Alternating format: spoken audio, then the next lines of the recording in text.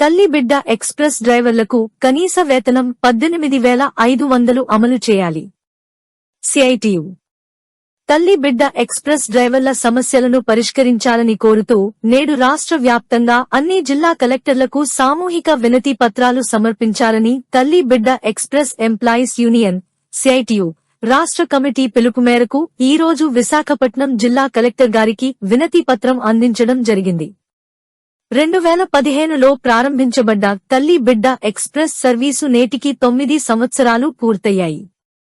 ఈ 102 సర్వీస్లో పనిచేస్తున్న డ్రైవర్లకు కేవలం 8,800 వేతనం చెల్లించడం చాలా అన్యాయం.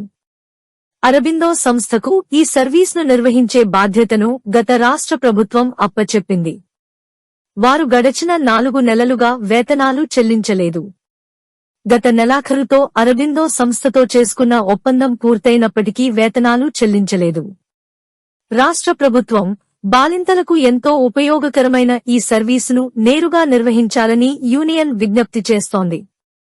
కనీస వేతనం చట్ట ప్రకారం 18,500 చెల్లించాలని, యాజమాన్యం పిఎఫ్ వాటా ప్రభుత్వమే చెల్లించాలని, వాహనాల రిపేర్లు తక్షణం చేపట్టాలని, 4 నెలల బకాయి వేతనాలు వెంటనే చెల్లించాలని తల్లి బిడ్డ express employees union CITU Visakha జిల్లా కమిటీ ప్రభుత్వాన్ని డిమాండ్ చేస్తున్నది. ఈ కార్యక్రమంలో యూనియన్ గౌరవ అధ్యక్షురాలు పి మణి, యూనియన్ అధ్యక్షులు వైఎస్ సతీష్, కోశాధికారి బి రాజులు, ఉపాధ్యక్షులు M Satyanarayana, joint secretary G Narasingarao తదితరులు పాల్గొన్నారు. Welcome to our YouTube channel. Don't forget to like, subscribe and share the videos.